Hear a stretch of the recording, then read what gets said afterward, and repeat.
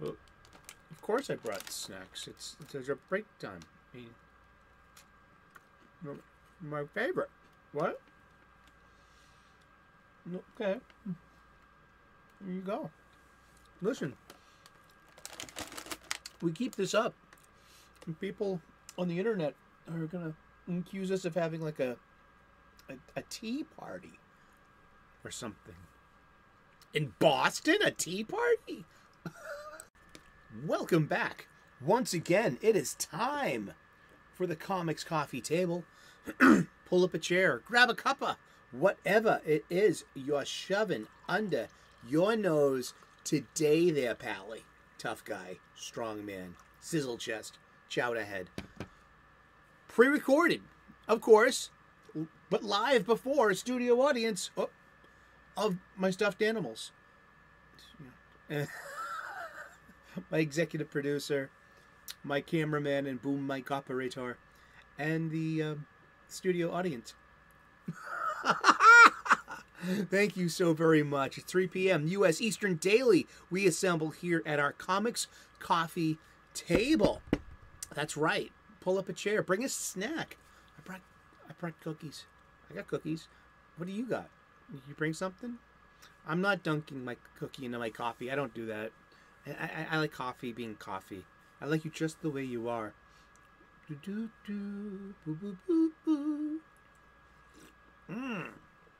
Ah, Papua New Guinea, fair trade. Good stuff! Hi, welcome. At 3 p.m. U.S. Eastern Daily, we have this Comics Coffee Table. It's a geeky chill stream. And it's Tank Top Saturday as well. A little something for, the ladies. Or whatever humans like beefy guys in tank tops. I don't know. I'm not judgmental anymore. Too old for that. And my executive producer is nice enough to make copious show notes that set the timer. Oh yeah.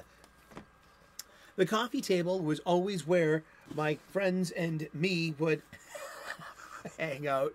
And but yeah, that's where my friends and I would hang out at the coffee table.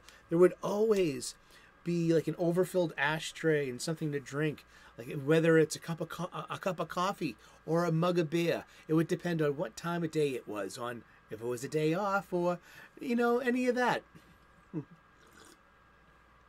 On the coffee table would always be a stack of books, trying to get you to read something. I love you.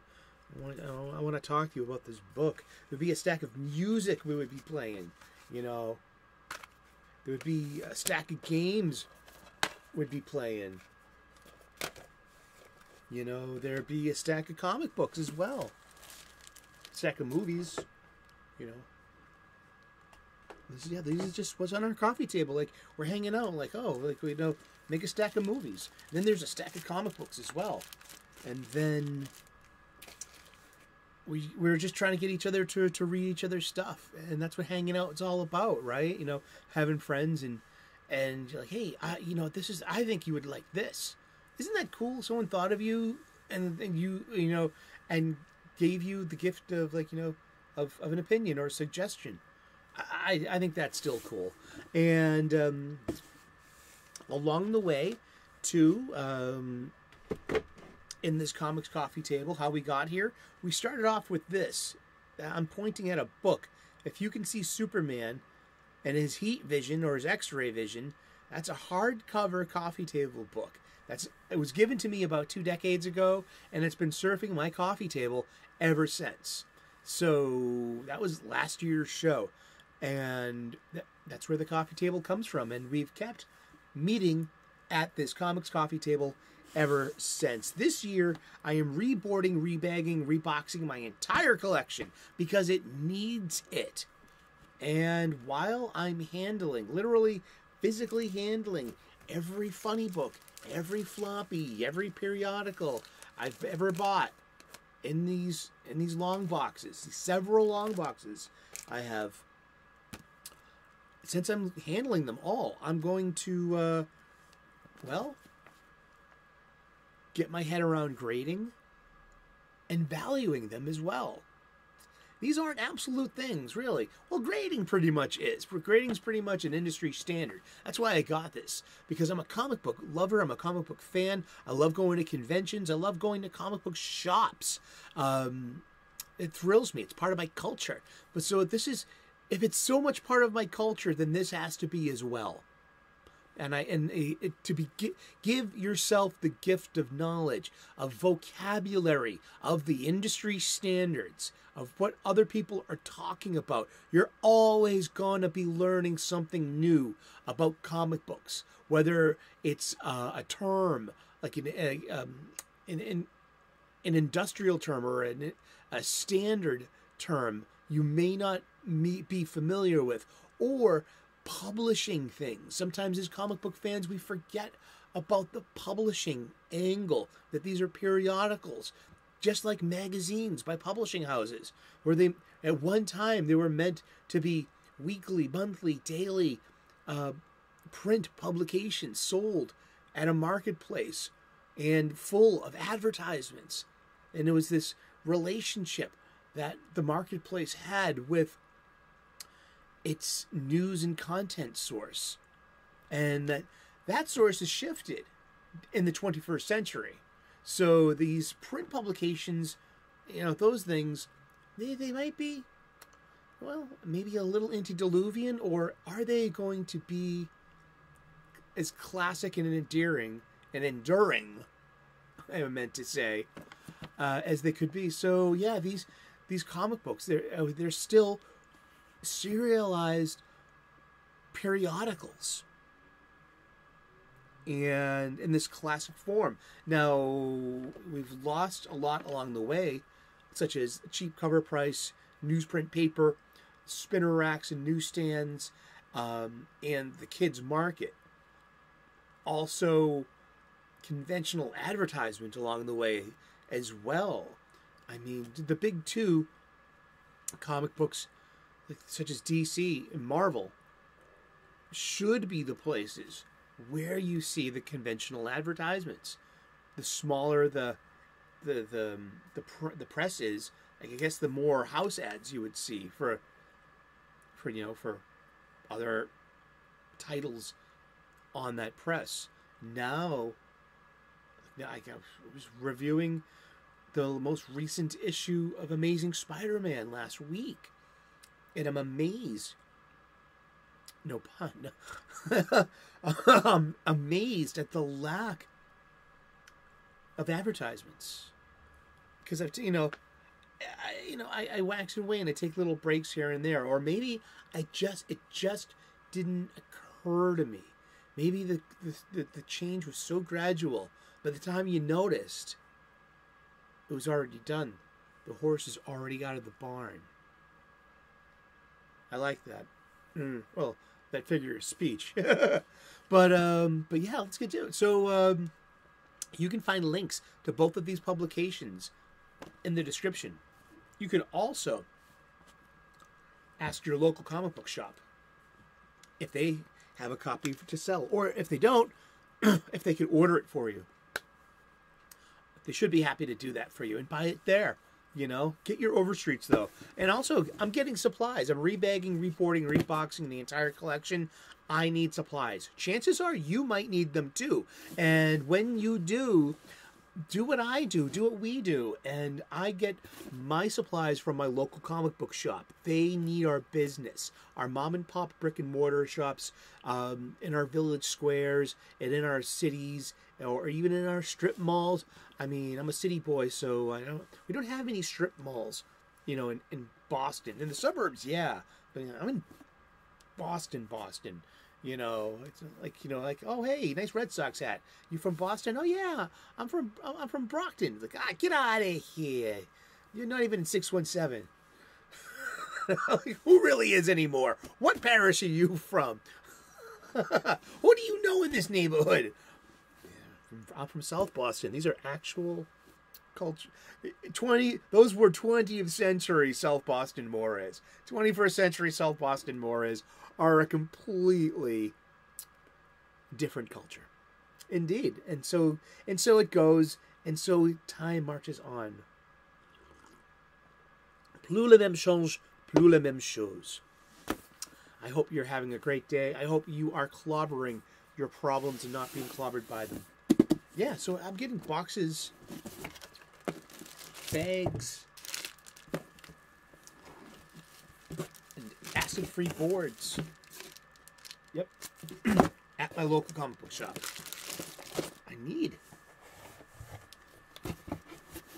more boxes.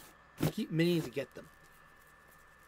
I'm gonna get boxes. I'm gonna get more boxes when more things are boarded, and I can have an easier. Okay, so now I need some boxes because now I can. Okay, this thing's already all full. I get. I'm thinking maybe like 2.5 or 3 boxes for every long box, or so. I'm overestimating. But I'm thinking, well, overall, you'll need less than 25 of these short boxes. Where are they going to go?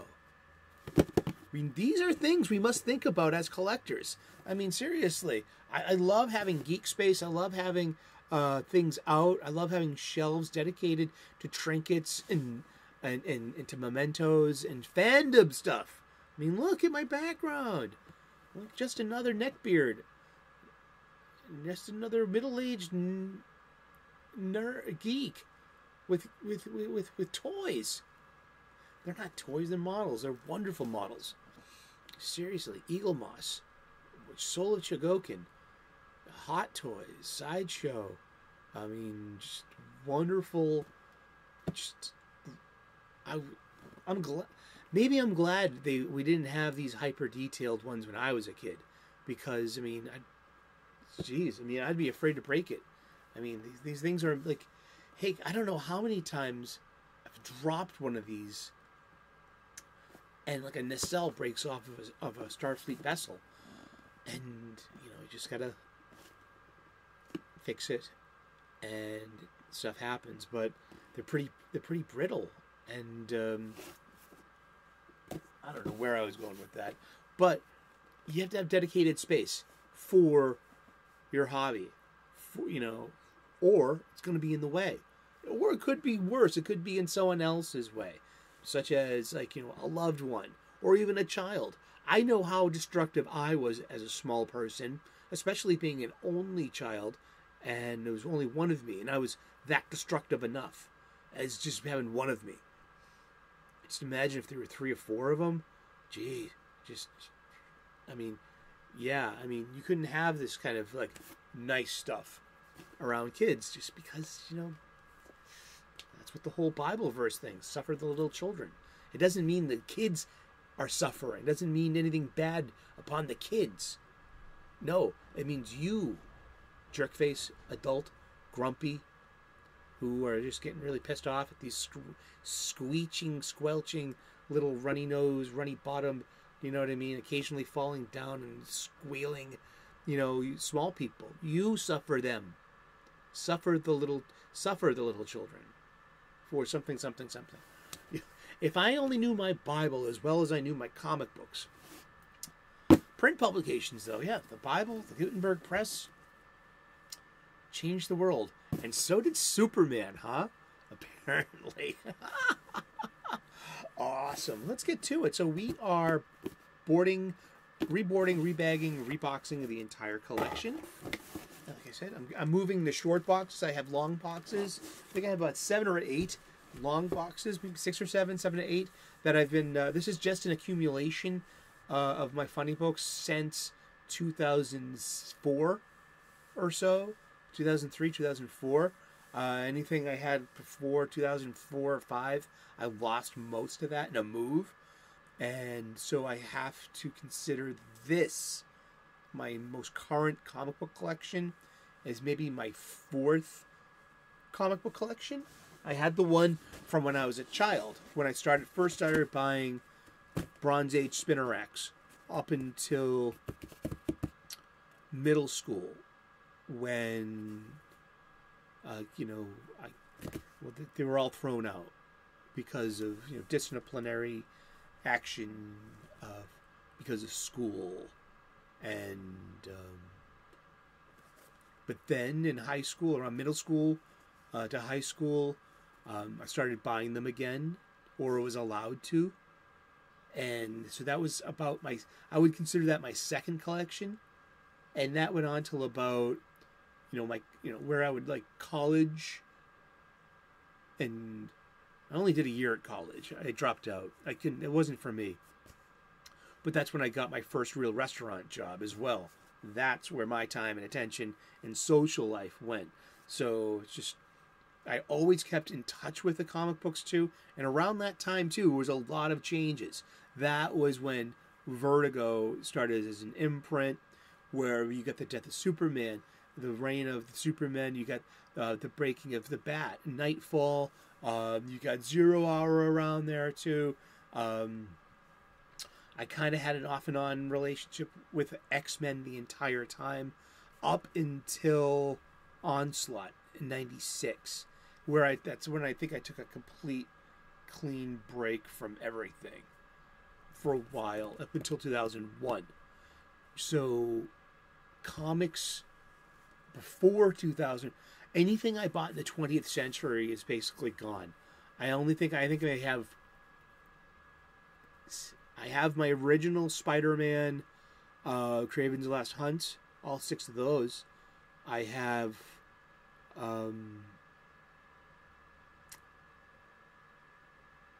wow, that could be it.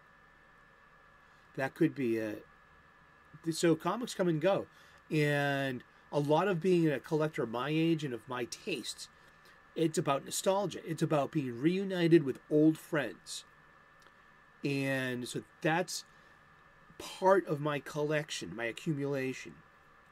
The other part is anything new I've been buying on Wednesdays ever since, say, 2004. So I've got maybe, say, 7 to 8 long boxes of Wednesdays in 20 years, almost 20 years. So that's so we're going, this is, wow, a lot of this. And then there's just things I find, these Bronze Age babies, these Copper Age tales, and there's a lot of good stuff out there. Yeah. Awesome. All right. Well, here, this is an example. Here's an example how another brother can trample, ruin your life, sleep with your wife, watch your behind. There was a friend of mine named Jay. Whoa, no. Things that make you go, Things that make you go, Things that make you go, Things that make you go, Oh, yeah. So we have this is a long box. It's almost full. These full long boxes weigh about 50 pounds. And so the older I get, the heavier these things get. That's just life. And they've done their job. They've absorbed moistures. And this was an exploded homebrew bottle of stout during a summer swelt. And yeah, it's done its job. We need a new box for this. All of my comics basically need boards. We're gonna find a lot of spine roll in all of my comic books. That could have been avoided if I only had a brain. Oh. Supplies. Buy your supplies at the local comic book shop. They need your business. We need their business. It's a symbiotic relationship. I like to use that episode 1, The Phantom Menace, Star Wars, Obi-Wan Kenobi wisdom. You and the Naboo form a symbiotic circle. Certainly you know this. I'm butchering that. Yeah, so we got Green. We got Brave and the Bold. We're on my my DC alphabetical. Let's see. Yeah, some bags I'm not changing. This bag needs a changing. You can see it. I don't know if it's it's just that. There you go. That's the divergence in quality from shop to shop. Not comic shop. I mean, from purveyor to purveyor. So, yeah, I'm taking my old bags, I crumble them up, and I put them into one of them. I mean, seriously, it's nerd injuries, like getting your eye poked by someone's wing at someone's cosplay wing at a convention. Like, ow!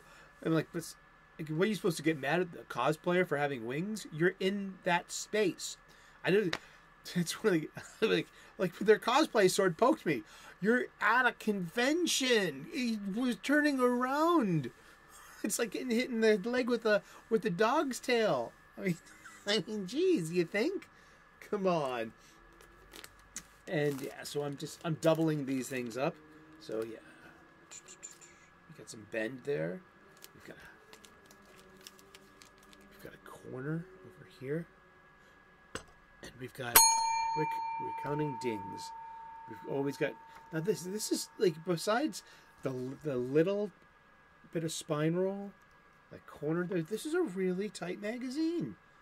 Oh boy! And we love looking at the ads here. Yeah, we can. But these are also well loved, well read. Let's see.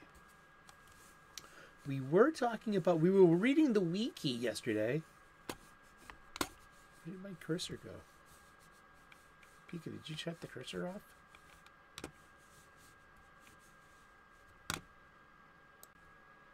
Huh? Okay, that took a second. Okay, this is the 2007 DC, The Brave and the Bold. Literally, this would be volume 3 of Brave and the Bold. There was a volume 2 that went from December of 1991 to June of 1992. That was a 6-issue miniseries featuring Green Arrow, The Question, and The Butcher. That was done by Mike Barron and Mike Grell. I would seriously like to look up that 30-year-old book. And then there was a Flash and Green Lantern, The Brave and the Bold 6-issue miniseries that was starred Flash and Green Lantern. It was really good, and because that was like by Mark Waid and Tom Payer, but that had the Barry Kitson art, and I remember getting that as a trade paperback a while back. That was good. So this is literally volume 3, but you wouldn't know from the Indicia colophon because the Indicia doesn't say what volume it is. So I've been noticing that a lot about like what matters for like volume numbers. Now, Overstreet takes care of that in a way. Overstreet will, if they have to, that is their business. They have to, so they keep track of that for us because it's not with the publisher information. I use that term a lot because I say a lot of the times, we learn a lot by just, by being out there. Oh, wait a second. Out of tape. Got this instead of getting a spool, So, but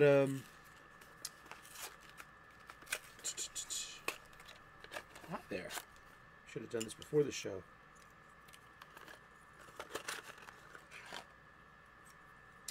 The publisher information, the volume number,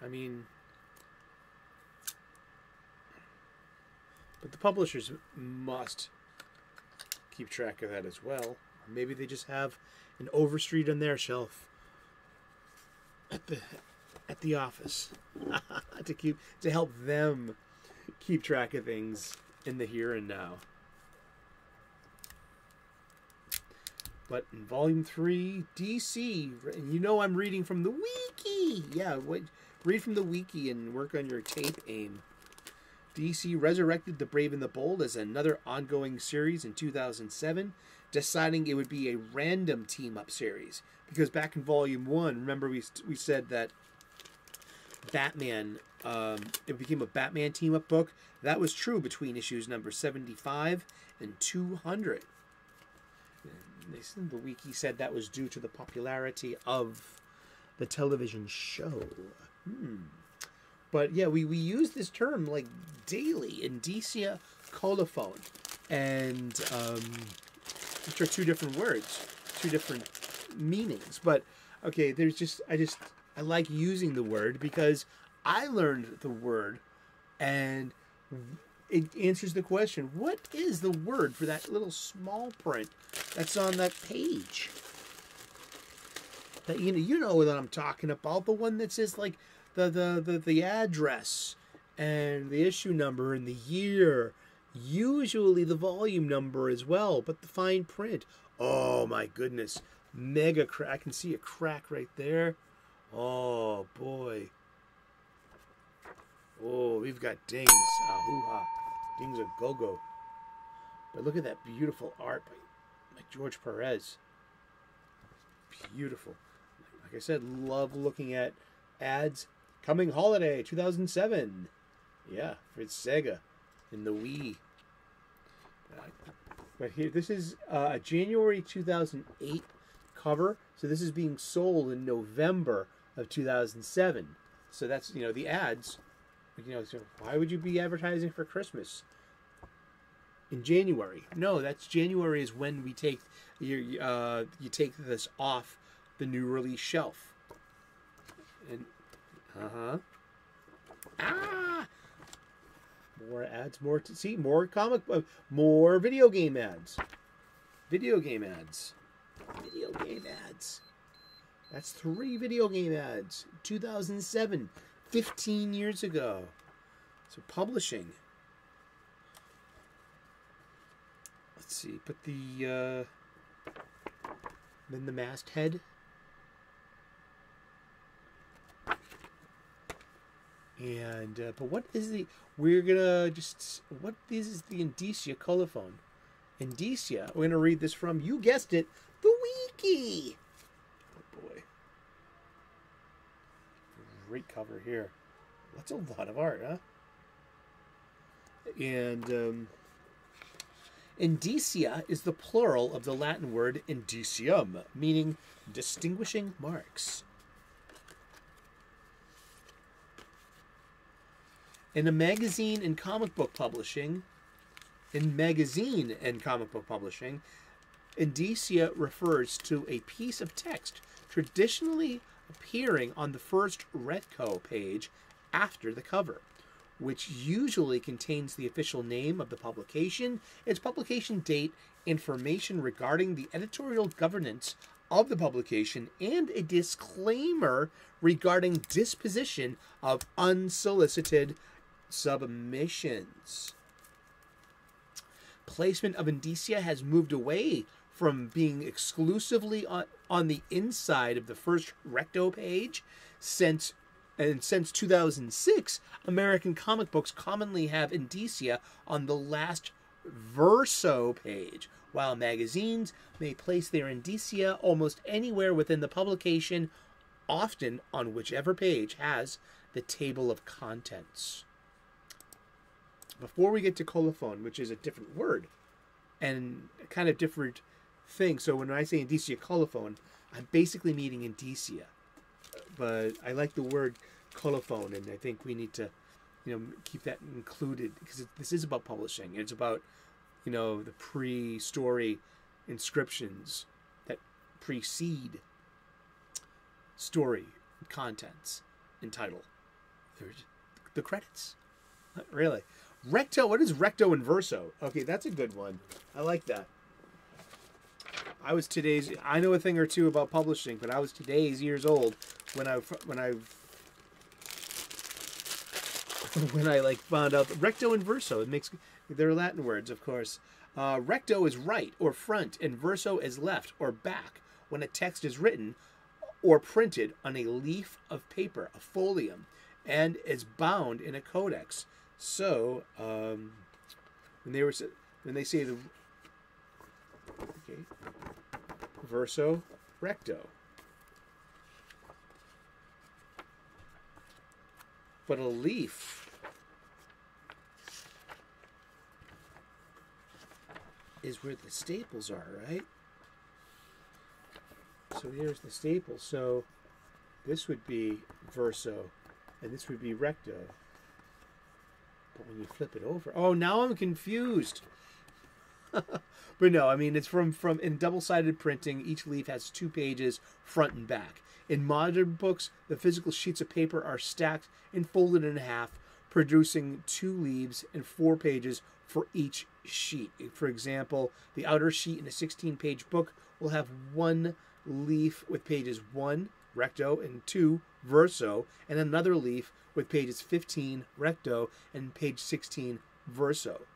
Pages 1 and 16, for example, are printed on the same side of a physical sheet of paper, combining recto and verso sides of the different leaves. So I guess your recto and your verso would be reversed for something like manga and manhwa, right? Ah, boy. Interesting. I just wanted to say, it's the Silent Knight versus Superman. And just look at this George Perez art. Oh my goodness. Wow. Let's just have a George Perez appreciation moment, please. Oh boy.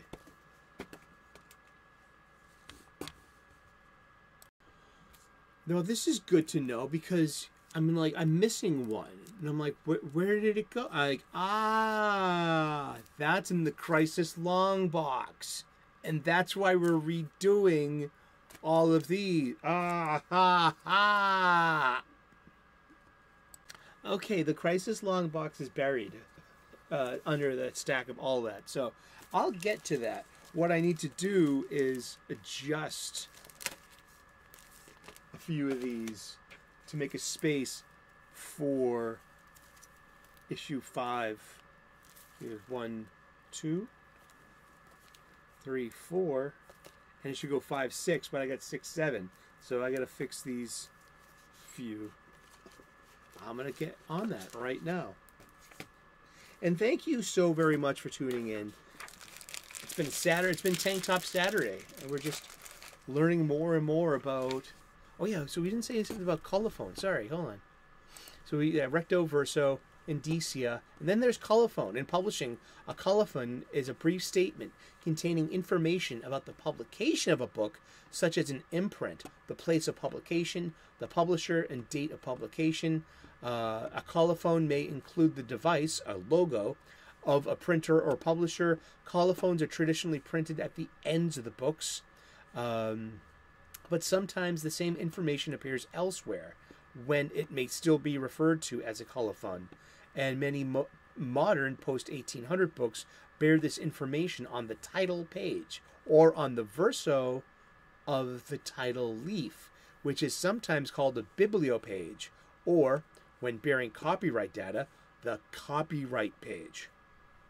Indeed.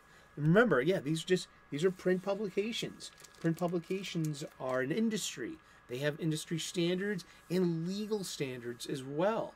So in every periodical magazine, you're going to find all of that information, usually in a very organized way. And that is like about how that's an editor's job to do. An editor needs to, compile all the information that all your contributing artists and writers and advertisers and into a familiar and readable, reliable and consistent format and industry standards.